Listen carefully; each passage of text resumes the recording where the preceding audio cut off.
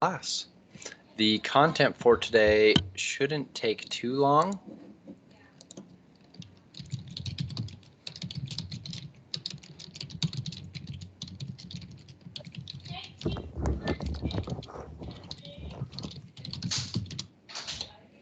All right, so next week, as a reminder, we do have spring break.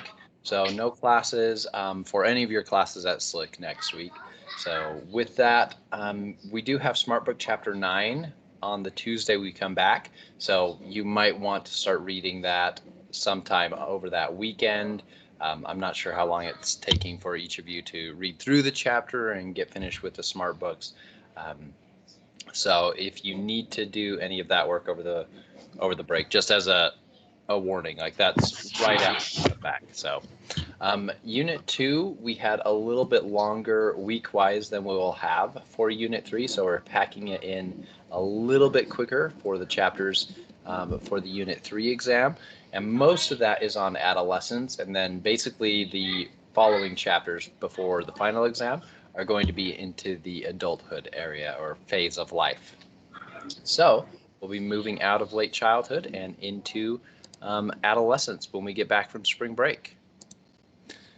All right, with that, the exam is also opening this weekend, so it should be open for everybody tomorrow, right as soon as the time changes over to Friday, and then it closes Saturday just before midnight. We will have time to go over the study guide today, so we'll definitely take some time to do that. I think the content that we cover, we'll be able to finish all of it and not have to cut it short. So it is just a shorter lecture today in general. All right, so let's get into it. All right, as a reminder, hopefully every time we're talking about development, hopefully these models that I've shown you, Lerner's developmental contextual model, and then Bromford-Brenner's bioecological systems model, they're essentially the same model, but they're kind of pointing out different things about how people develop through time. So here, this one has time as a line. So as time is going, a child's interacting with people in their networks, parents, their social networks, their school, peers, things like that. So hopefully you think about these models as well as the developmental cascade model that we've talked about a couple different times, so that things can change people to have a little bit more higher likelihood of positive outcomes or negative outcomes with either risk or protective factors. So just as a quick reminder, as we talk about things today and throughout the course, hopefully now you're able to kind of pick up on some of the normative developmental things that we see, as well as some of the risks or potential protective factors for some of these things, like physical development and cognitive development and socio-emotional development. All right, so I think I've made this point before, but it's definitely true in this case. Some research in the book, it states that things are sex differences when actually they're gender differences. Sometimes it uses them interchangeably. It's even sometimes unclear when you go back to the original research which one they're referring to. It tends to more often be a gender difference rather than a sex difference. So just so that you're aware of that. So with that being said, let's talk about some gender differences that researchers have found. So for aggression, boys tend to be more physically aggressive versus, so this is true across lots of different cultures. Girls tend to have more verbal aggression than boys in some studies, but for relational aggression, this is one thing that just with layperson speaking, like hearing parents talk about things, for example, I hear a lot of times girls are more relationally aggressive, so harming someone by manipulating a relationship. But in the studies, we found either some difference with girls showing more relational aggression, but a lot of studies show no gender difference in this at all. So it's still one of those things that if there is a difference, so many studies are showing no gender difference, that it's that overlapping of those of the bell curves, basically. There's such little difference that sometimes you might find a statistically significant difference, but in practical differences, there's probably no specific gender difference in this manner or in relational aggression. Obviously, for any individual, you might have one person who is really high on relational aggression and some person who's really low. And so it doesn't really matter which gender they are. it's more of an individual difference rather than a group difference. So with emotions, in studies, and so specifically this is middle and late childhood studies, so females are expressing more emotions than males, even in middle and late childhood. So this is clearly not because of some genetic tendency. This is a socio-emotional learned behavior to express more emotions, or males are suppressing and not showing their emotions. So also better at recognizing emotions on people's faces and nonverbal emotions. So this might be because of more practice displaying emotions and talking to people who are displaying emotions. So there's a lot of things that could go into it, the whole learning process of um, and being able to tell what emotions other people are feeling. For prosocial behavior, females really across starting in middle childhood and then throughout the lifespan, females do more prosocial behavior overall. So on average, so again, if you look at the graphs of these, if you look at this spread, there is a lot of overlap, but it's a big enough difference that I think it's even practically significant. So when I say statistically significant, this is saying that the difference is such that with statistics, you can see the difference, that it's statistically significant. Versus when I say something like practically significant, what I'm essentially saying is that you might be able to, as a layperson, observe that in the environment, in how things really go. So you might actually be able to notice that. Maybe more females that you know are doing more pro-social behavior, being more volunteering, being more considerate or sharing, things like that. So with this in middle childhood, sharing between female and male is about equal, but kind, considerate behavior is more common for females. So those things all go together under that umbrella of pro-social behavior. So those aspects that females are doing more lead it to say that with that overall umbrella of pro-social behavior, females are doing more of that. So, all right, so let's jump to parents, relationship, and peers. These are some of the main things I want to focus on. And so hopefully we can even get some questions here and maybe some examples from students in class as well. So parents, when you're getting into middle and then especially towards late childhood, they're spending less and less time one-on-one with children. So if you think of a family that has 3 children, let's say one is 12, one is 8, one is 5. Maybe we'll say even earlier. So one is 4, 8, and 12.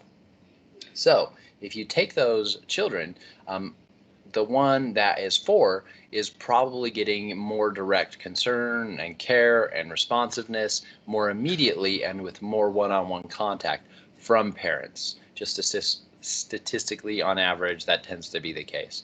Then the 8-year-old gets a little bit less, and then the 12-year-old gets even less.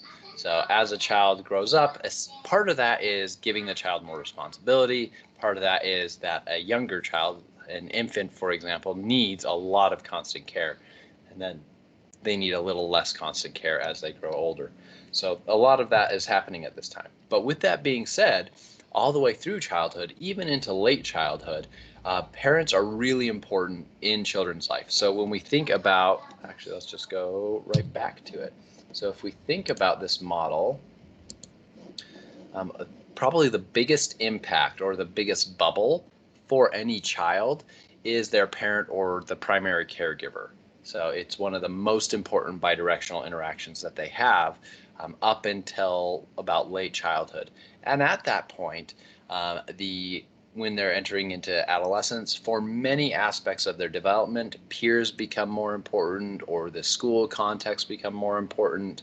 Parents, so the bubbles kind of, you could imagine, or I imagine the school network bubble kind of growing and the parent bubble shrinking a little bit to be about equally matched, as well as a peer bubble. This one has social network with child's peers here. I would have a whole bubble for child's peers. Be about equal size there. So depending on what specific developmental phenomena you're talking about, cognitive development, probably parents and schools are more important. Socio-emotional development, peers are, for many aspects of it, more important as we get into adolescence. So you can hopefully see and kind of track these changes over time, that parents are really essential, and those primary caregivers are really essential at this early time in life. And then depending on what thing you're talking about, as they get into adolescence, sometimes peers are more important, sometimes a school network or a community network is more important, but parents are still important even through adolescence. So we're kind of moving towards that at this point in middle childhood. Oh, that's too far. So hopefully that point is clear. And one of the big things parents are doing at this time in middle and then especially towards late is structuring a child's life. A child at this age is probably not deciding on their own what school they're wanting to go to, what sports that they can do. They might be given a couple choices from parents, but the parents are still probably in charge of the money that the child is using to do, say, soccer versus basketball versus dance or something like that. So the parents are still really important in structuring it that way. So that those academic achievements, the academic opportunities, sports and clubs, any kind of community activities, friends, play dates, things like that. So the parents are still basically managing all of those things for the child at this time in their life. And depending on the structure of the family, the child might have a little more say in what they're doing or a little less say, but it still tends to be the parents managing at this point. So we define managing in psychology literature as we're talking about parents specifically, because there's also studies of managing in actual business settings too. So for when we're talking about parent relationships or guardian relationships and managing, we're talking about what kind of responsibility the parent is taking over the child or adolescent's life, and then what kind of responsibilities they're giving to the child to take over their own life. So with this, in middle childhood, you'll see the parent being managing more things, and then towards adolescence, managing fewer things or giving a lot more responsibility to their child. So with this, in middle childhood, they still have a lot of direct involvement and a lot of direct control, and a lot of structure around the family environment. So the parents are probably still setting things like bedtimes, meal times, giving chores, things of that nature.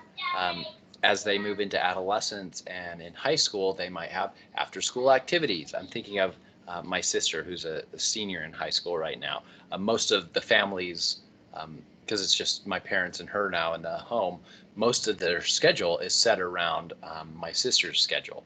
So at that point in the lifespan into adolescence, the structure of the family might not be as managed by the decisions of the parents and their schedule, but it might be more dependent on kind of balancing everybody's schedule. But in middle and late childhood, still a lot of that control is under the parents' responsibility on average across the US. So a lot of monitoring of behavior and emotions. So there might not be as much direct interaction with a child at this point. So maybe not sitting down and watching, say, Daniel Tiger, like we've talked about in early childhood, and talking about emotions and things like that, but still monitoring and still giving input, still being there as a support network, those kinds of things. So with this, managing is really useful and really helpful for a child's development because it allows them to have more freedom, allows them more opportunity to take responsibility and build their own capacities within a more structured environment. So the family maybe has the overall structures of, like, this is bedtime, these are meal times, but within that, depending on the age and depending on the child might have more freedom to choose when to do their schoolwork or choose between a couple different activities. So generally, children have a lot more capacity, especially in middle and late childhood, to do a lot more things than parents and adults tend to give them. So children are a lot more capable than things that we generally consider that. So letting kids try things and even fail and then try things again is a really good thing for them at this time. Working and building that self-efficacy that we were talking about in our last period is really important. So this is one of the big points I want to drive home is if you look at stories of child prodigies, for example, oftentimes you'll find that the parents were really supportive and kind of gave them opportunities to do the things that they were interested in. Now, obviously, not every parent and every family is in a situation where they can provide absolutely every kind of opportunity for every single child. And that goes back to the whole systems around us, our communities, states, countries, socioeconomic status, those kinds of things. But children are capable of a lot more than we tend to give them credit for. So hopefully I can put that into your mind and you can carry that with you as a person who might have children or just thinking about in the future children that you're interacting with. They're often a lot more capable of doing things and making choices and being responsible than we tend to give them credit for. And this goes for adolescents as well. So, all right, so let's jump over to peers in talking about development.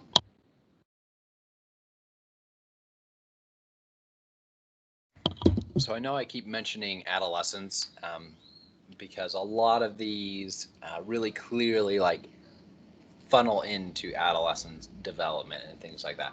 So hopefully that's clear as I'm talking about it. Hopefully it's not confusing when I give examples from adolescence as well as talking about examples from middle and late childhood. All right, so positive peer relationships are really important all throughout the lifespan. There isn't as much as high probability of things like peer pressure and as many peer groups and cliques at this time in life in middle childhood. Towards the end of late childhood and into adolescence, peers become such a big part of life that their bubble of influence grows a lot. So that's when we see a lot of problems with peer pressure and things like that. So we don't necessarily have to be so concerned with that in middle childhood, but in middle childhood, they're still learning to practice their social skills. They're still having different interactions in different kinds of contexts. Maybe in middle childhood, it's the first time that they have interactions with friends outside of school and outside of a set thing in their home or something like that. So rather than play dates, now they're doing clubs or sports where they meet lots of different peers, things like that. So play is really important for being able to learn how to do conflict resolution, for example.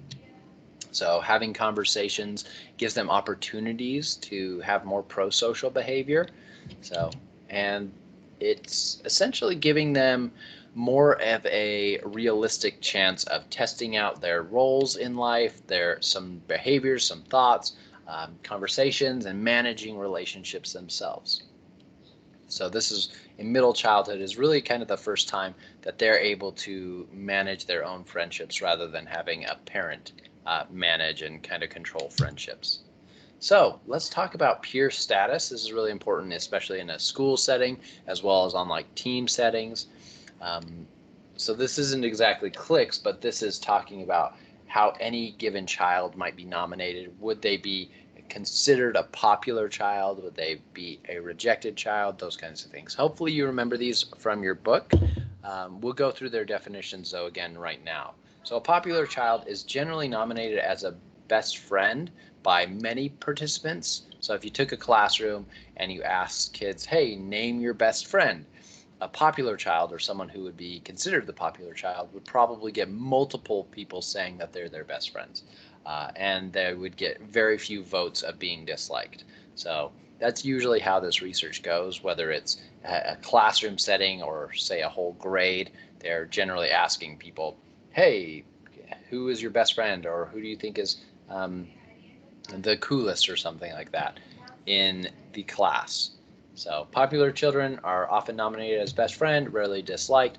Oftentimes children who get nominated as popular children have really good social skills, and that helps them to get there. And so more practice with social skills, having securely attached parents, for example, lets them get kind of a head start on that social skills. So with this, giving positive reinforcement for social interactions that are positive, they deal with conflict well, giving them positive reinforcement for that, that can really help. Maintaining lines of communication with their peers. So as a, say, teacher or mentor or parent, helping them maintain those communication lines is really useful. Popular children tend to be happy overall and control their negative emotions. So some of those socio-emotional skills go into this. If you're not as good with those socio-emotional skills, you'll probably have more conflict with friends. and peers. And so you might not necessarily then have as many best friends and be nominated as a popular child. So with this, a lot of times popular children at middle and late childhood show a lot of enthusiasm and concern for other people, but they're not conceited. They're probably confident in themselves, but not conceited. So average children get about an average number of positive and negative nominations. So they do have friends, but some people don't like them. Neglected children are infrequently nominated as a best friend, but not disliked by peers. So you can imagine this might be a child or the children in a classroom that don't really get included very much. Nobody really dislikes them. They haven't been rude or mean, but just nobody really plays with them. You might imagine that for a neglected child. And controversial children are frequently nominated as a best friend, but also frequently nominated as being very disliked. So you might imagine a controversial child. We can talk about bullying in a minute. A controversial child might be a little more likely to have been a bully, or they might also be a victim of bullying. It really depends on the group dynamics and the school culture as well. So if you are a bully, you might be nominated as a best friend of other people who are being a bully. If you're a victim of a bully, some people might really like you, but some people might really not like you. So you can see how that might happen. And you can imagine, as we're talking about this, a popular child versus average versus neglected versus controversial, you might be able to take some guesses of what kind of developmental trajectories would lead to these kind of statuses, these peer statuses, as well as the possible protective or risk factors that you might have. So let's talk about potential protective factors and risk factors with popular children, because we talked about this one more. There's more on the slide about this one. So what are some potential protective factors of being a popular child, as well as what are some potential risk factors for future development of a popular child, if you can think of any?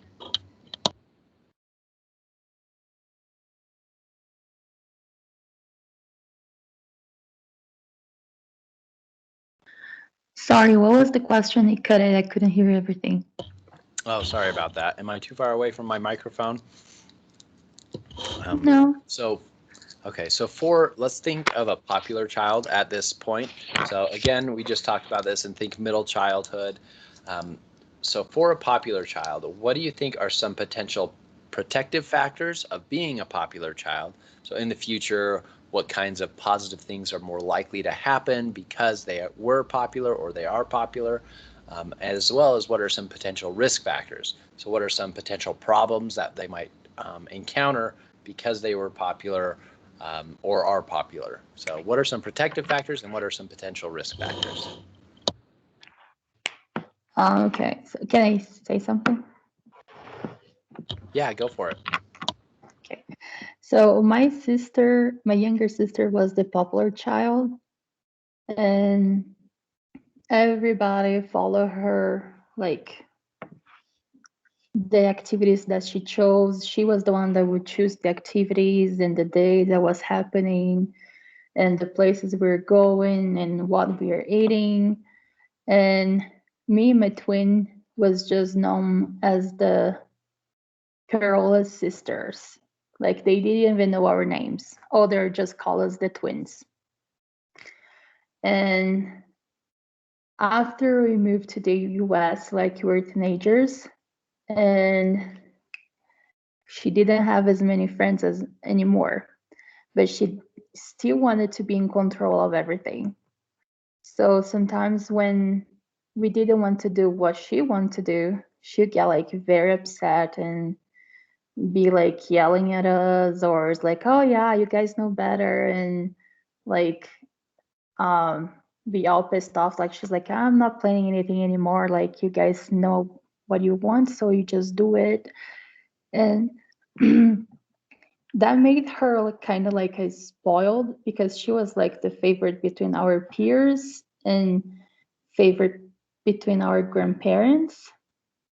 And once she didn't have any of them anymore, she felt like she didn't have like any power And then she's tried, like, as we try getting more friends here, she starts to try to control everybody again. And now, like, she's married and have kids, and she's still like, everybody has to do what they want to do. And when you say that we don't want to do or we don't agree with the idea, she still gets upset about it. Yeah, I think a lot of that from your discussion sounds like there was pretty clear popular children and peer status at the time, and then moving completely changed the context. So that's one thing that can be really confusing and difficult for a child. So let's go back to this model that we were showing at the beginning. So here, when you're in, say, middle childhood before a move, you have a specific community, a specific society, culture. If you move to a completely different country, that is going to dramatically change you. Even a small move from one neighborhood to another neighborhood here in Utah, you might now have a new school network, different social network. Your parents might have changed jobs. So a move really dramatically changes the context that any child is in. And depending on the move, it can be a potential, there can be a lot of new protective factors in a new community if you move from one place to another. But it could also be you move to a place where there's a lot more risk factors in that community. One risk for any child in middle, late, or adolescence is that loss of that peer network, especially as it's becoming so important to them. Essentially that bubble is now deleted and they have to start from scratch. So that can lead to a lot of potential problems like that. It doesn't necessarily have to. Um, so if you are a popular child, like we were talking about, you will tend to get to that point because you have better socio-emotional skills. So it tends to be common that for a popular child who then moves to a different context, they do tend to make friends more quickly than, say, a average child or neglected child or controversial child, probably because of the development that's already happened, their socio-emotional skills that they already have, their opportunity that they've had more to have more peer interactions, things like that. So thank you for that example. It was really useful. And it also ties into the other comment that we had from Quinn saying maybe their attachment style in early childhood to their parents was secure. So having a secure attachment in early childhood and infancy as well makes it a lot more likely that you'll have more interactions, communication between the caregivers and yourself. So more opportunity to practice communication, emotion regulation, things like that, and makes it a lot more likely that you'll end up being a popular child. So it's really good to hear that example from you from childhood, then moving a completely different context, because it brings up a lot of aspects of development that are impacting it. There's a lot of different variables happening there rather than just the pure status. That I think it was really nice to hear that example. So thank you. And then while I was talking, another comment appeared here. For some reason, I can't see the whole thing. Okay, there we go. So for popular children, they have good social skills and a network of friends that will be beneficial in the future as well. Yeah, so that's one potential positive, that group and network of friends, if there's not something like a move, some of those friends will stay consistent as they move into adolescence. Some downsides might be that a child could develop some egocentric characteristics. Yeah, so when we're here as popular children in middle and late childhood, oftentimes they show a lot of self-confidence, but aren't conceited at this point. As we move into adolescence, that could possibly change. It's possible that some of the popular children might feel conceited and might feel that on the social hierarchy they're higher than other people. So that is a potential risk factor. So really good example there. Anyone else have any examples, whether it's a concrete example like from your own life or another thing that you think might be a protective factor for the future of a popular child, or another risk factor for the future of a popular child?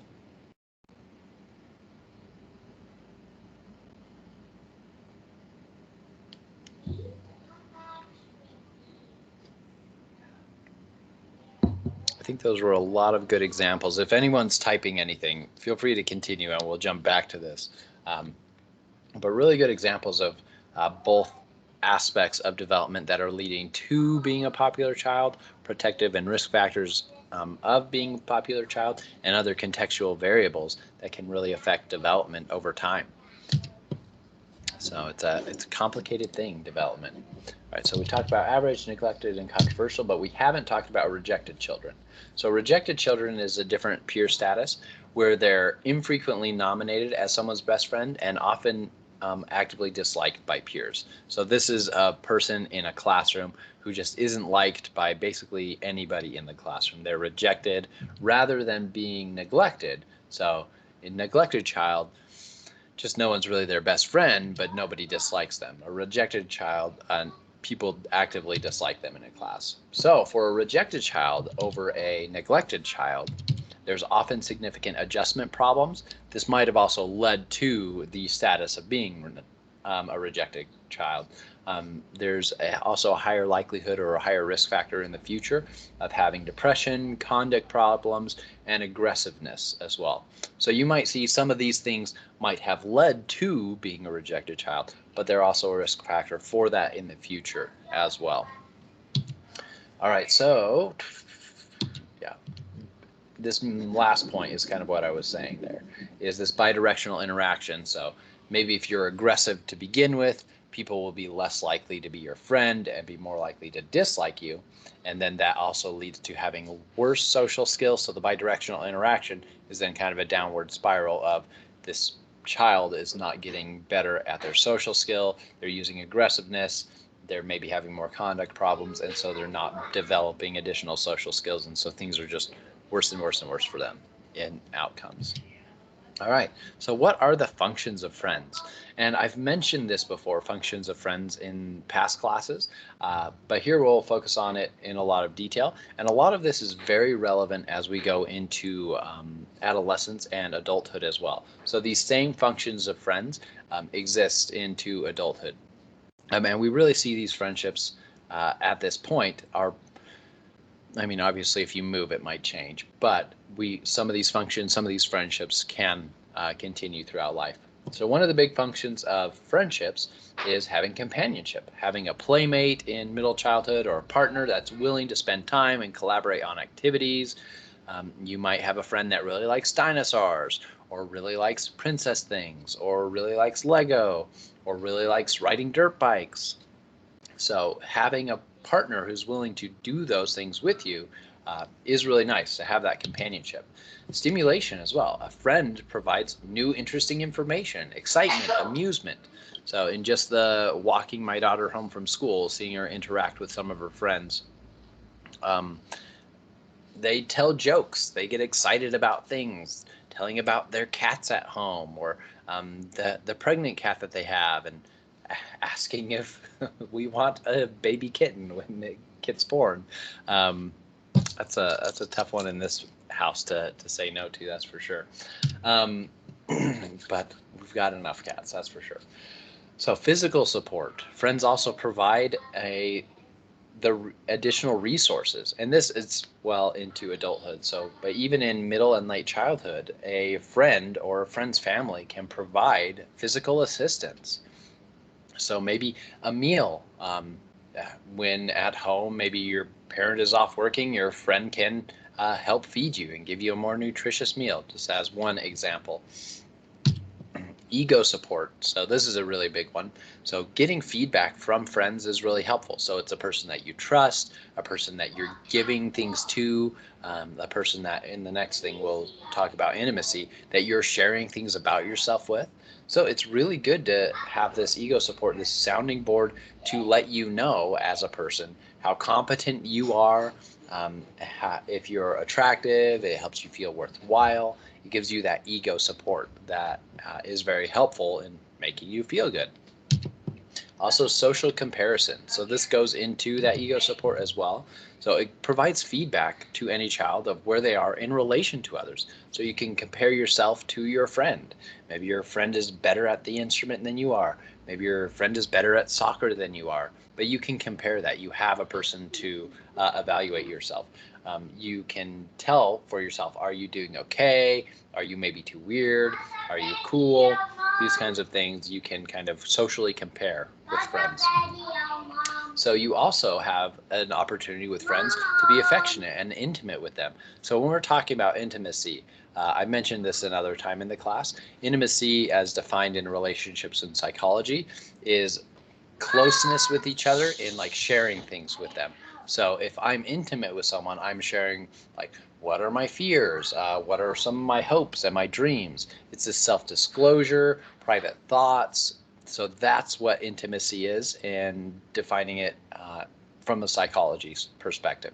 So even though in layperson's speak, we might combine intimacy and say it's also a sexual or physical relationship as well, we separate those into different terms and different definitions in psychology literature. So intimacy here, the affection can be physical, so hugs or giving things, giving gifts, things like that. But the intimacy we're talking about there is sharing those inner thoughts, being trustful, things like that.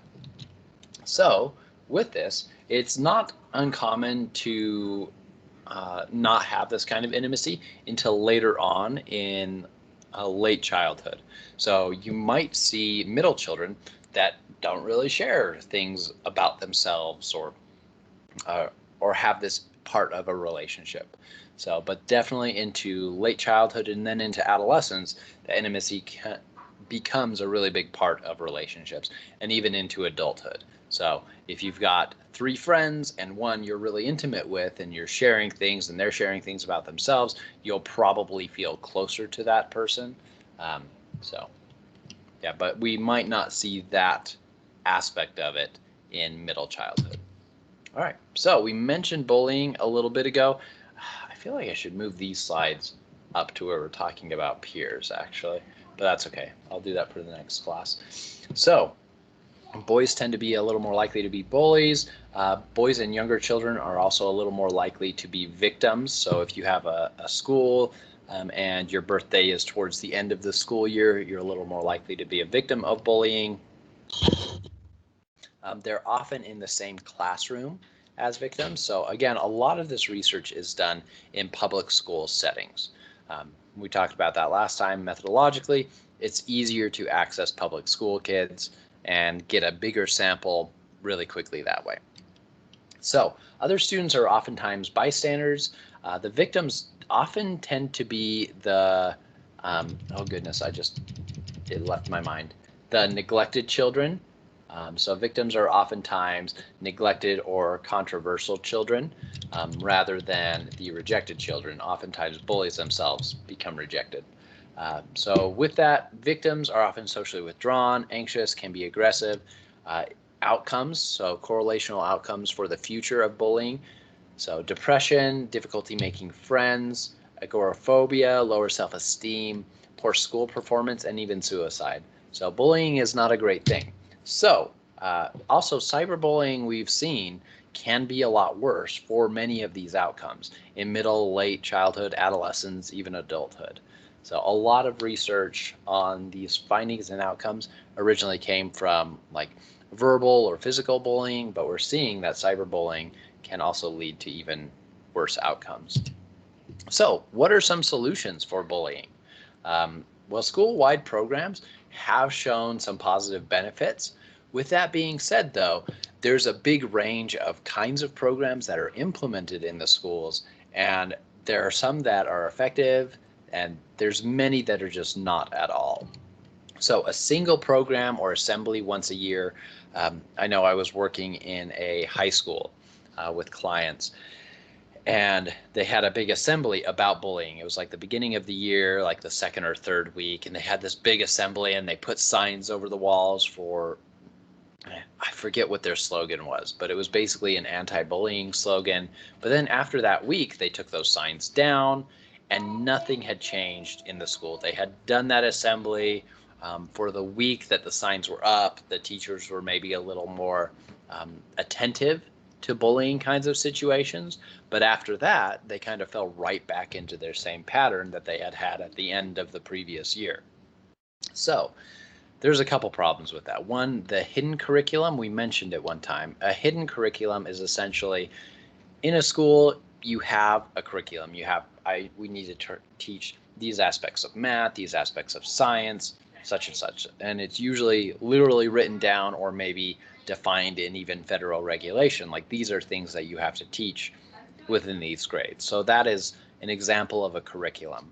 Our syllabus, it's literally written down, is an example of a curriculum. A hidden curriculum is what people learn just by being part of the context.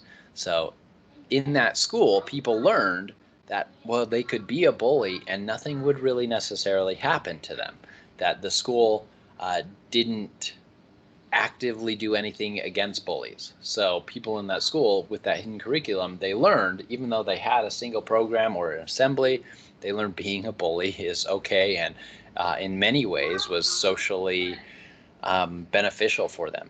It was so they had some reinforcement for that. Another example of hidden curriculum, I'm not trying to call anybody out, it's just a funny example, is that here in this Microsoft Teams kind of classroom, our hidden curriculum that we talked about in the beginning, we mentioned I prefer cameras to be on, but they don't have to be, that kind of thing. And people just tended not to have them on. So now that's the pattern in the class. That's another example of hidden curriculum. I'm not like calling it out often, so that's one example of something that you've learned through experience over time that's acceptable within this context. So another example of hidden curriculum it's a funny connection there. So with that, what will work for bullying programs in school? A single program or assembly in the year won't do it. So what really needs to happen is a school cultural change. So with the teachers, the administration, and enough of the kids on board with having a positive school environment. So that tends to be in meta-analysis, in lots of studies. The biggest impact is having a positive peer culture within a school context. So having people within the school kind of always going through a filter of trying to be positive to one another. So this means that teachers will not just be focusing on bullying in that week that the posters are up, but that it becomes part of the culture. And that's a harder change to make. So it takes a more intensive process, a lot more deliberate attention to doing that, to changing a school climate. That's the term I was looking for, a school climate. Tends to be the biggest impact. And that kind of impact, having a positive school climate in, say, a middle school or a high school or an elementary school, for students who had that positive school climate, they tend to have a lot more protective factors for a lot of things, academics, socio-emotional skills, even into the future. So positive school climate or positive school culture is the biggest thing. There are actually a lot of papers and a lot of meta-analyses, which is a combination of a lot of studies on what kinds of bullying programs work. You'll probably find a lot of those on that CASEL website I shared before, but you can also find some of them on, say, the APA website. So if this was a topic you would want to look into for your question paper, hopefully you've already determined what your question is and even started looking for resources for that, because that's due in just tomorrow, right? Yep, that's due tomorrow night, just before midnight. So hopefully you already have your question.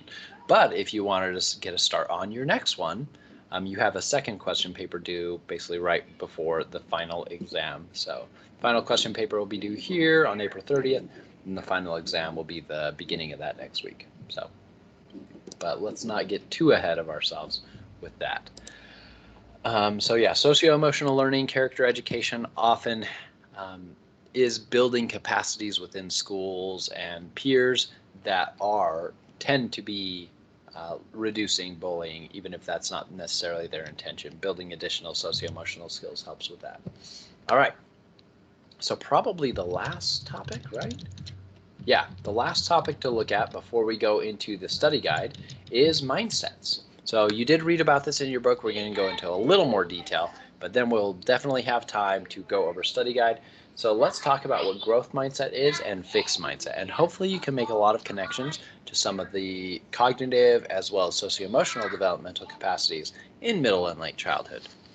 So a growth mindset is kind of this attitude or ideology or belief that qualities that you have or that people have in general are changeable and can improve with effort. So that things about you can change. Versus a fixed mindset is a general attitude or belief or ideology that qualities are carved in stone and they're unchangeable, or that they're just way too hard to change as well. So these are kind of two ends of the spectrum, with growth mindset on one and fixed mindset on the other. You might be very much in the growth mindset that absolutely anything can change. You can also have a growth mindset towards specific domains. So this might bring to your mind our discussion of expertise. This might bring to your mind our discussions of self-efficacy within specific domains and self-concept. So you might think, well, in soccer, if I practice more, I can do well. I can build skills. And so you might be like closer to growth mindset in soccer. But maybe in math, you're like, I just don't know how to do math. My brain doesn't work that way. That would be an example of something you might say with a fixed mindset. So you might have a growth mindset overall, and usually the research is talking about having a growth mindset overall or building a growth mindset overall, but you can have a growth mindset for specific domains. The more domains you have a growth mindset for tends to be more positive outcomes, more work in those areas, more self-efficacy, and then higher self-esteem. So fixed mindset beliefs are that qualities or characteristics or aspects of yourself are carved in stone and cannot change. So this first video is really good, but it's a little bit long, and since we're going to be going over the study guide, I don't think we have time to watch that whole thing right now. But if you want to later, it's a pretty good one. Carol Dweck is one of the leading researchers in growth mindset. She's been doing work in growth mindset for 30, 40 years. So she knows a lot, essentially. So a good one to watch. And then let's watch this shorter one because I think it's got some other good examples that we can use in a shorter time.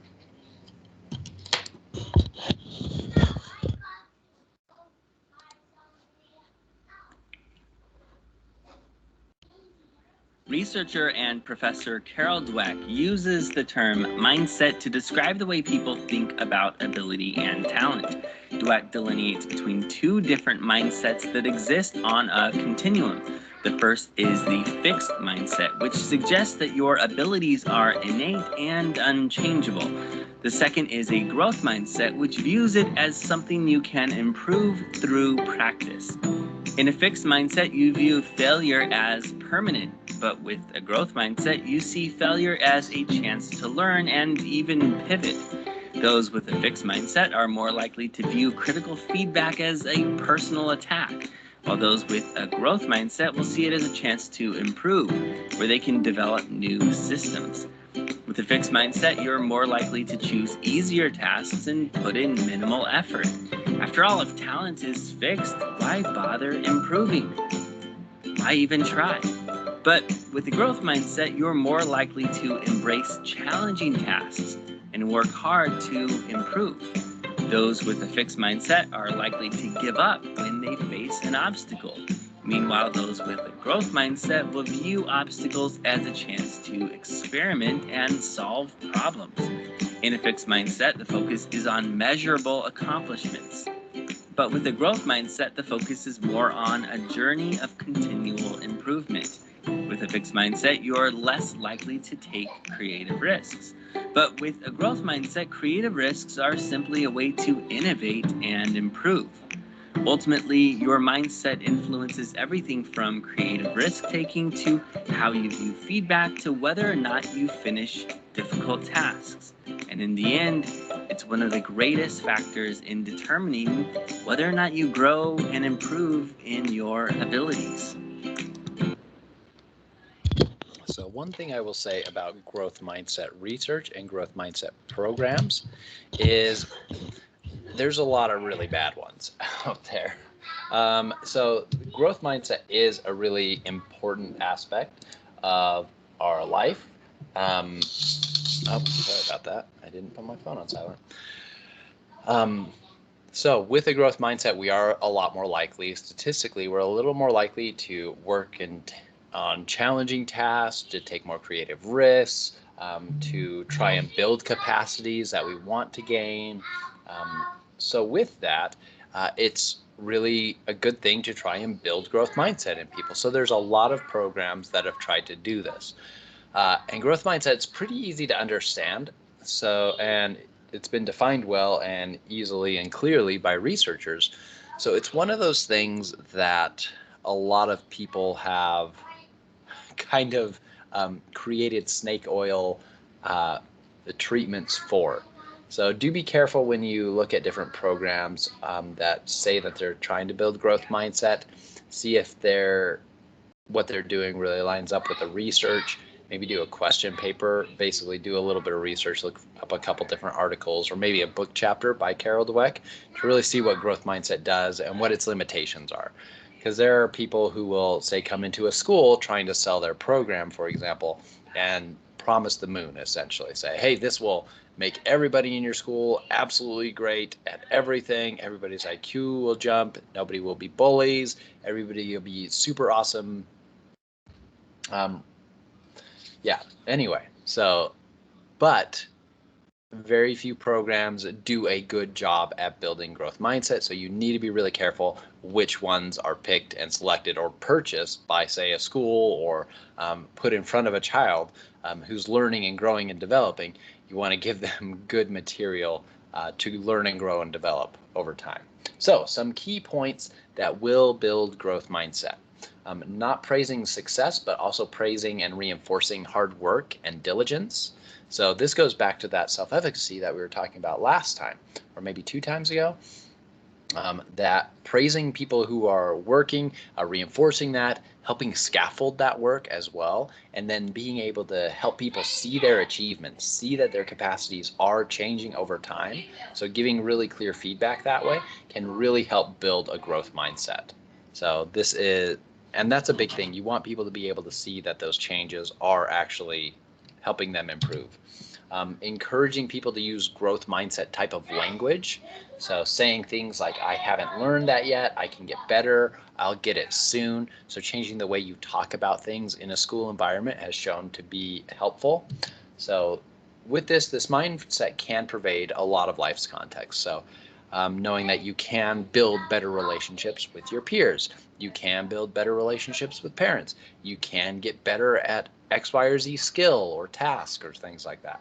So it can be really effective at helping people have self-efficacy and building that self-efficacy and then building that self-esteem. But it is also not the end-all be-all of human development. It's not like the only important thing in the lifespan. So it can impact family, relationships. Another big thing with growth mindset is model these things. So some fixed mindset language would be something like, I can't do that, or I can't learn that, essentially. Something like that that suggests that maybe you're thinking about it in a fixed way. That is it for growth mindset. Questions about that? I know I kind of breezed through that maybe a little quicker than I intended to, but I do want to get to the study guide as well. Wanted us to have about half an hour, and so we have about half an hour now to go over that. So, but any questions about growth mindset as I jump into the study guide? Yeah, if you look up in PsycInfo or Google Scholar or the CASEL website, you will be able to find growth mindset programs that do show positive benefits in good experimental studies. So really that's what you want to do if you're considering using a growth mindset program, is picking one that actually has shown by outside researchers or evaluators. You can, some programs that will publish their own data can be good,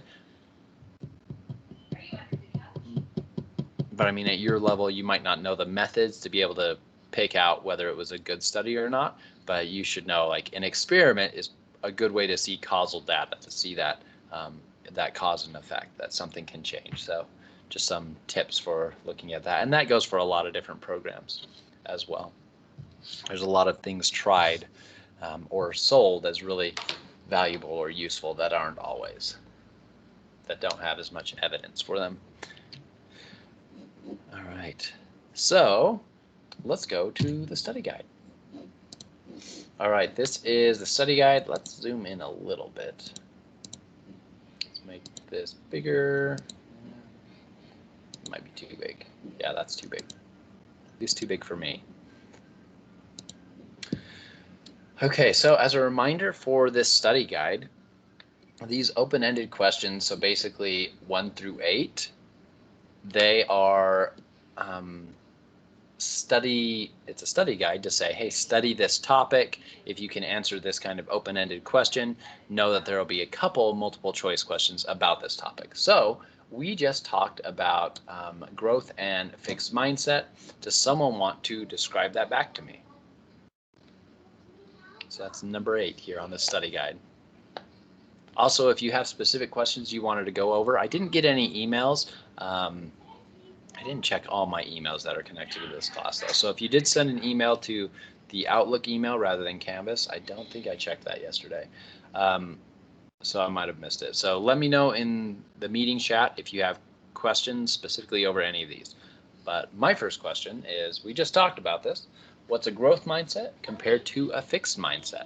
And what are some of the relationships there?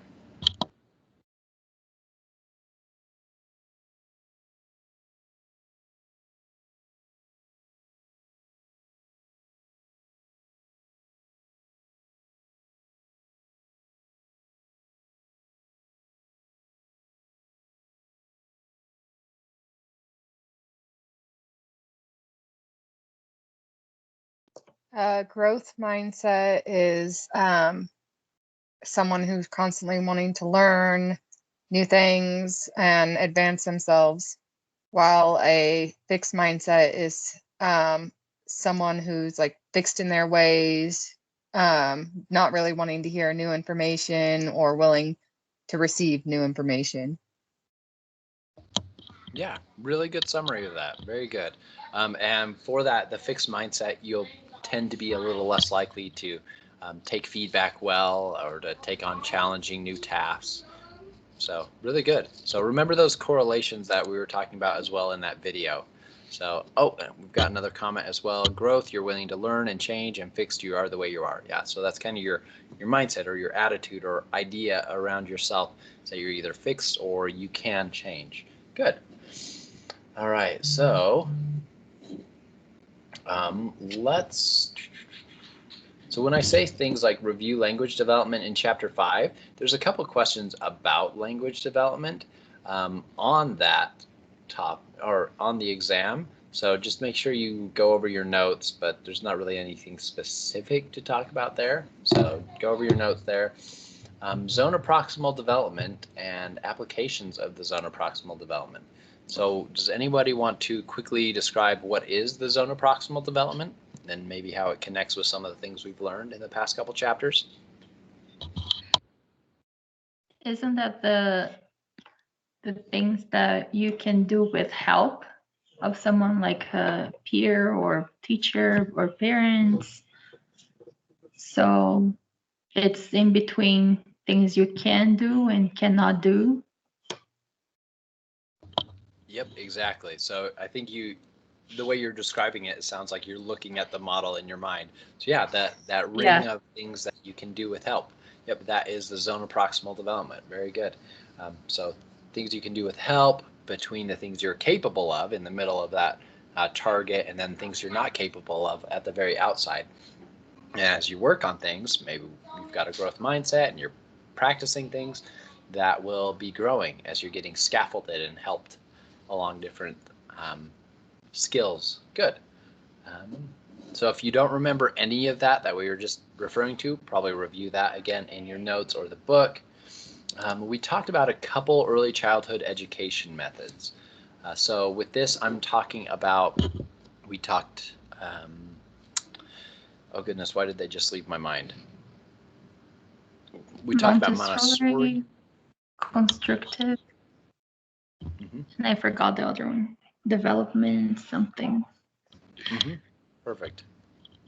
Yeah, so Montessori, constructive classroom, we talked about developmentally appropriate education. Yeah, so if those don't sound familiar to you, I would review those as well in your notes. And then for this one, you will definitely have some examples of parenting style. So kind of a little situation and say, what kind of parenting style do you think this is? So let's get a couple other comments from multiple people with a different parenting style. So let's start with authoritarian parenting style. So what is authoritarian parenting style? Can you give me some examples of how an authoritarian parent might parent?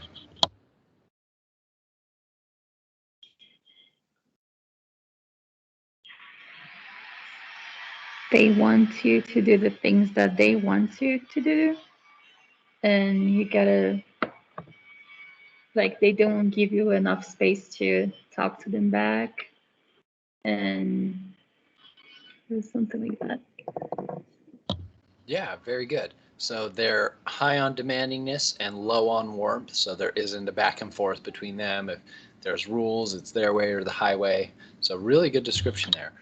All right, and thank you for all your participation in answering so many of these questions as well. Let's have another student now talk about authoritative parenting style.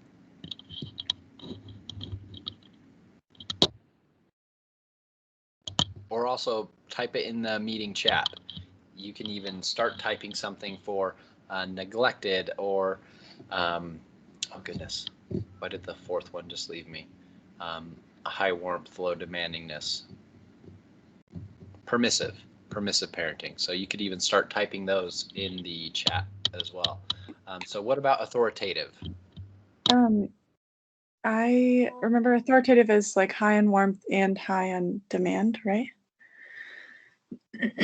Like they ask their kiddos, or they ask a lot of their kids, but also are like very warm with their kiddos. Yep, very good. Yeah, and so it tends to be one of the most effective parenting styles for most groups as well. So really good.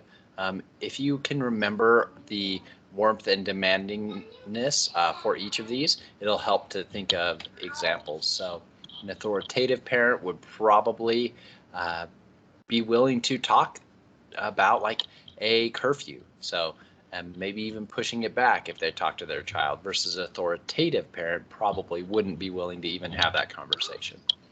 So really good. Thank you. All right. Does anyone have a memory of what permissive parenting was?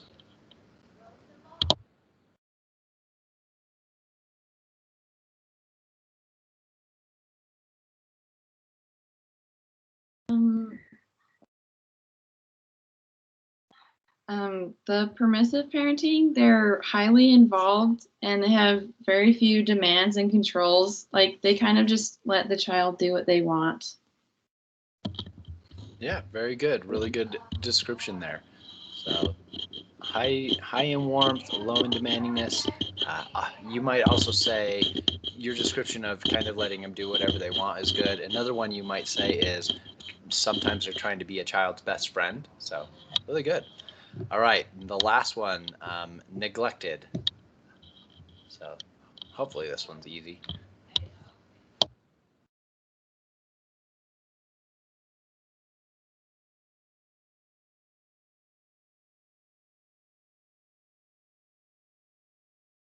Isn't that when the kids are not important as themselves?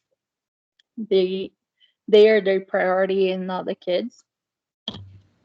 Yeah, that is one way it can come out there. But yeah, the big key is low in warmth and low in demandingness as well. So the child is essentially just neglected. So whether it's because, like you're saying, the parents feel that they're more important than the child, or maybe they're out of the house all the time, whatever the reason, the child isn't getting much interaction with the parent at all. They bring a report card home, for example, and ask the parent to sign it, you might not expect the parent to sign that report card. As a completely random example, that definitely won't be an example question on your exam. So good. I think there's some good memory. I know chapter 6 was a little bit longer ago, so I'm glad you could remember that. So for, again, number 5, basically this is saying review the material on ADHD and autism, including causes and treatments in chapter 7. So just skim over that in your book or your notes. We talked a lot about neurodivergence, but we didn't talk a lot about treatments in class, so probably definitely review those. So self-concept, self-esteem, and self-efficacy. I tried to pinpoint those differences today. Can we get, thanks for additional people commenting as well. Can we get one person to define self-concept, one person to define self-esteem, and one person to define self-efficacy?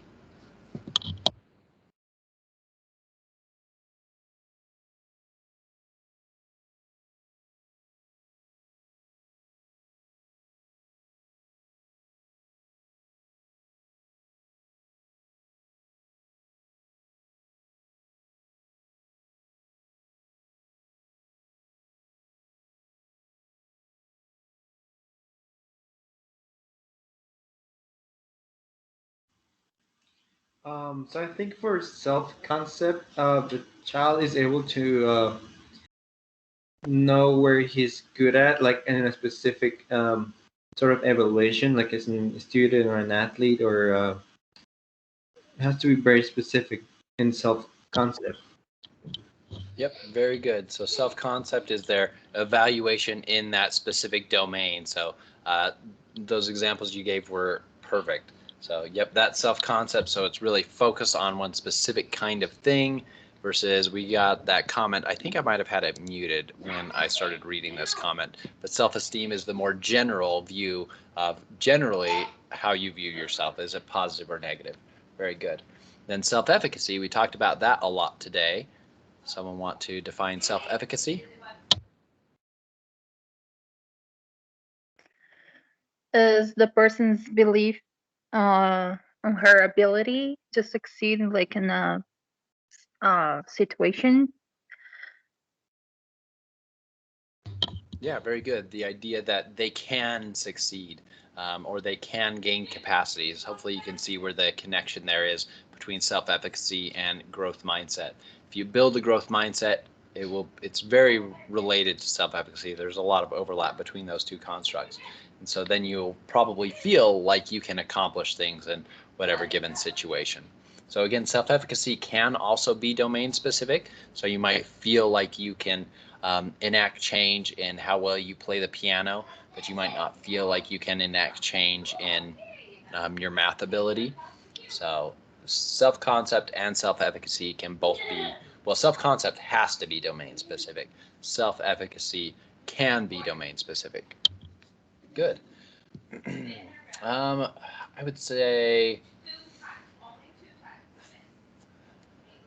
this one, look over Kohlberg's stages of moral development. We had the stair-step model last class period, so here in the slides. So look over those, try to give an example or give yourself an example of what each of those stages might look like. So what someone might interact with each of those stages. If I can get to it really quickly, I'll give an example of one or maybe two. I feel like I've skipped over it entirely. Yeah, I think I'm going too far.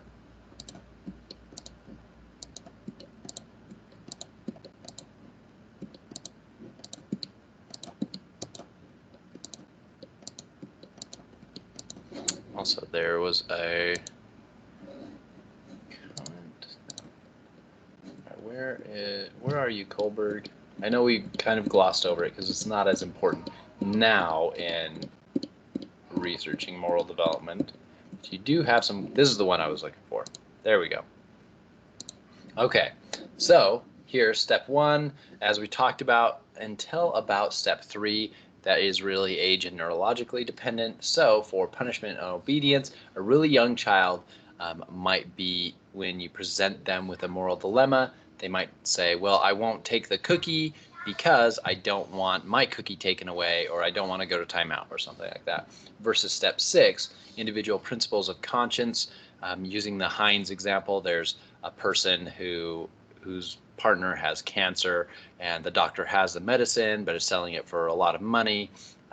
Individual principles of conscience might say you can have multiple different takes on this one. So one might be, well, it's important to value human life over all else, so it's completely appropriate to then take that medicine and use it to save the life.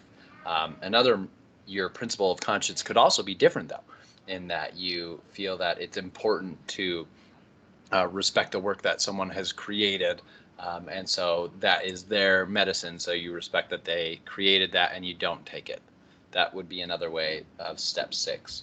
So, all right, so go through these examples, maybe look over it in your book and come up with your own examples, because essentially you have 2 or 3 examples presented to you in the test, and essentially saying, hey, which stage is this probably at? Did growth and fixed mindset. All right, so let's go over these questions. I won't read these aloud to you because you can probably all read faster in your minds than I can out loud. And I'm more likely to mess up words as I'm trying to read them quickly. So read over this question and just in the comments, put which you think it is, A, B, C, or D.